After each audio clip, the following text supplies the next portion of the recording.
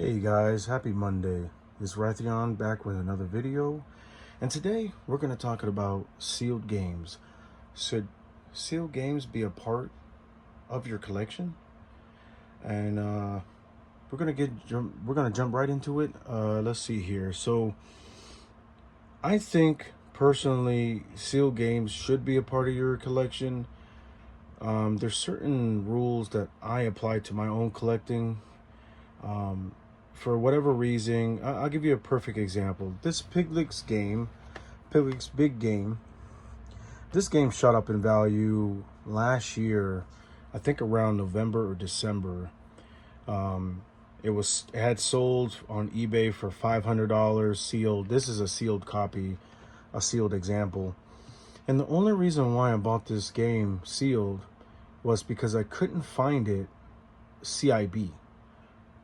So I was scouring on Shop Goodwill at last year around, I want to say it was around June of last year, or maybe even earlier in the year.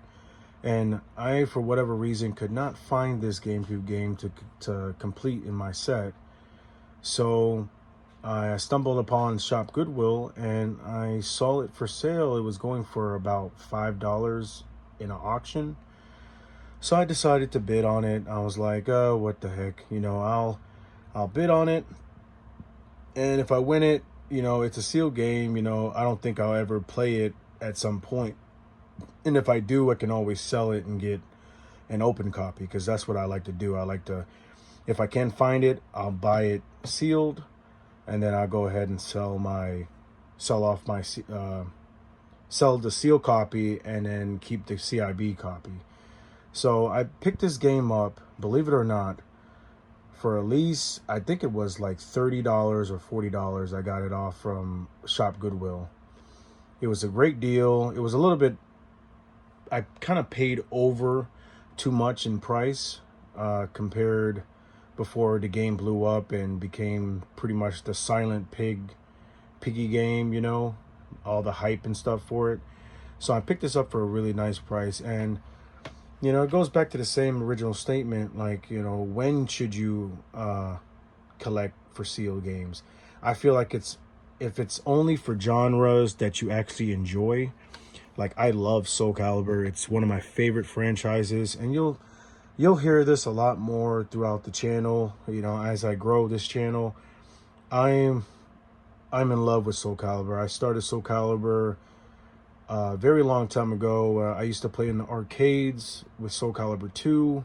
I started in Soul Calibur 2, and I was a very competitive player in the later years after Soul Calibur 2. After Soul Calibur 4 actually came out is when I became competitive, but I was just a casual player before then. But I would like to collect all the Soul Caliburs that are sealed. So Soul Calibur 1, 2, stuff like that, so on and so forth. When you could pick up good deals on sealed games that are like kind of around the price of something that might be CIB, I say you just go ahead and you just do it. Because, in the long run, if you ever need to sell the game, if you want to play it, like this Odama right here on my left, this Odama, I can easily get $40, $50 for the game, because it's also sealed. Hasn't been opened. The game inside is sealed, so you're not gonna lose anything. You just sell the game off, and you can get the game open to if you want to play it. And I also have Odama open as a CIB copy, but not in the big box. I had a big box version at some point. I still have it. It's in terrible condition. It's like falling apart. It doesn't hold its shape. And that's what struck me to get this big box version. But always weigh out your options when it comes to sealed games. If you're paying kind of on par with CIB, I say go ahead and pick it up. Chances are, a couple weeks after the fact, maybe the game will blow up, maybe it'll flop, who knows. But you have a sealed version of the game, and it's a lot more easier for you to sell and get rid of it because it's brand new. Same for this Piglet game. I don't know what the comps are right now, but the last time I saw them, they were in the like 200 marks for a sealed version of this game. So, shoot, I paid 40 40 bucks for it, around that price, maybe a little bit less, and I 2 times my money, you know. So you can always do that, and you can use that as a strategy on collecting too, to get other things. Or you could use it for bait too.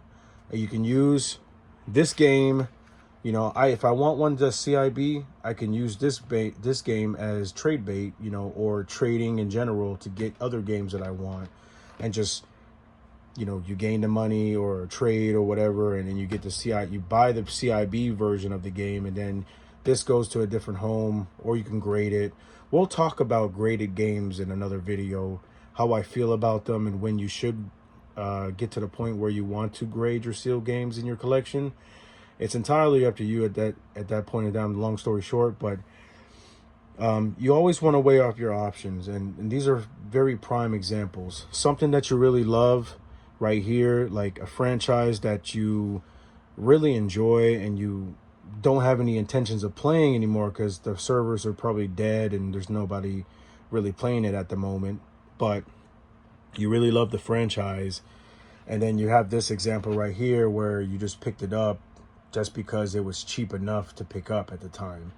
And then for this example, you can use that for trade bait or whatever you would like to use it for.